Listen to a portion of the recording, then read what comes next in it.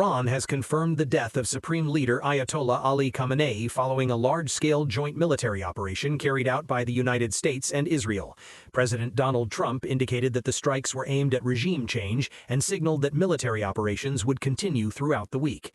The developments mark a significant escalation in tensions across the Middle East, with Iran vowing retaliation and launching new waves of attacks across the region. According to Iranian authorities, the strikes targeted multiple locations across the country. One of the attacks struck near a military base and resulted in the deaths of more than 100 girls at an elementary school. The U.S.-based human rights activists news agency reported that at least 133 civilians have been killed across Iran. Iranian state media also confirmed that several senior officials were killed in the strikes, including top military leaders and key advisors to the supreme leader. In response, Iran has initiated what it describes as fresh waves of missile and drone attacks targeting U.S. military bases, Israel, and other locations across the Middle East. Explosions have been reported in several capitals, and the conflict has disrupted air travel, damaged infrastructure, and affected oil shipments in the region.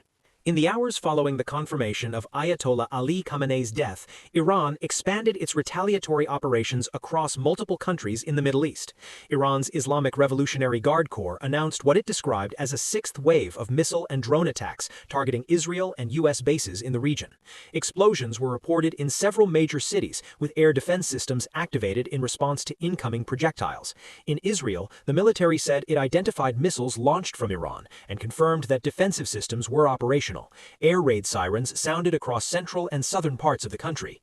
In the United Arab Emirates, officials reported that Iran fired at least 137 ballistic missiles and 209 drones. The UAE Defense Ministry stated that the vast majority were intercepted, with 14 drones making impact.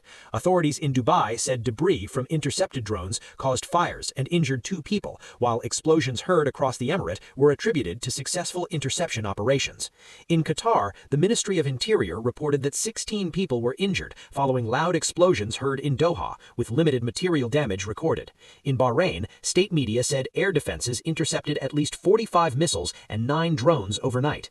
In Oman, 2 drones targeted the Duqm commercial port, injuring 1 worker, and the U.S. Embassy in Muscat issued a security alert instructing Americans to shelter in place due to ongoing activity outside the capital. The escalation has also triggered unrest and security responses beyond Iran and the immediate strike zones. In Pakistan, 6 protesters were killed and 20 others injured after a crowd stormed the heavily fortified U.S. consulate compound in Karachi. Local police said hundreds of people gathered near the consulate, and videos geolocated by CNN showed protesters breaking through barricades and damaging property before flames were seen inside the compound. It remains unclear how the 6 protesters died. The U.S. Embassy in Islamabad has been contacted for comment.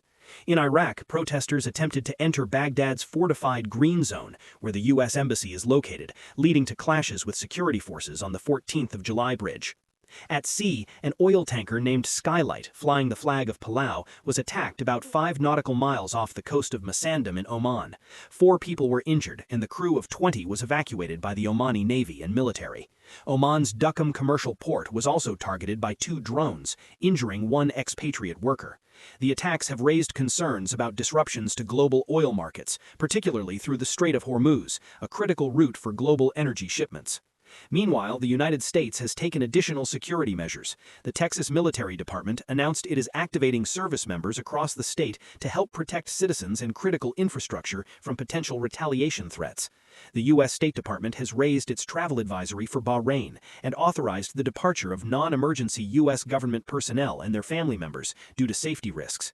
Iran has also experienced a nationwide internet blackout, with monitoring group NetBlocks reporting national connectivity at approximately 1% of ordinary levels.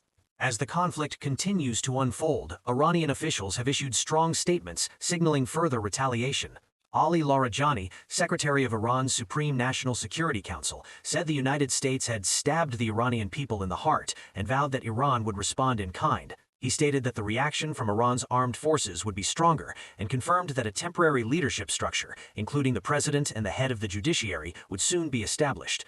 President Donald Trump, in a post on Truth Social, warned Iran against intensifying its strikes, stating that any further action would be met with strong force from the United States. He also reiterated that heavy and precise bombing would continue throughout the week.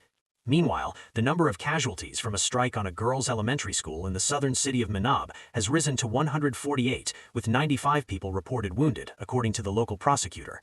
Iranian state media had previously reported that at least 118 girls were killed.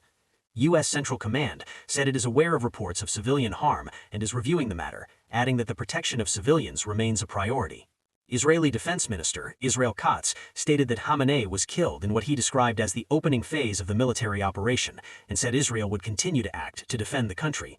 Iran has declared 40 days of mourning for its supreme leader. Scenes of both celebration and mourning have been reported in Tehran and among Iranian communities abroad. Across the United States and in parts of Europe, public reactions have included both demonstrations supporting and opposing the strikes. As military operations continue and regional tensions remain high, the situation across the Middle East remains fluid and closely monitored.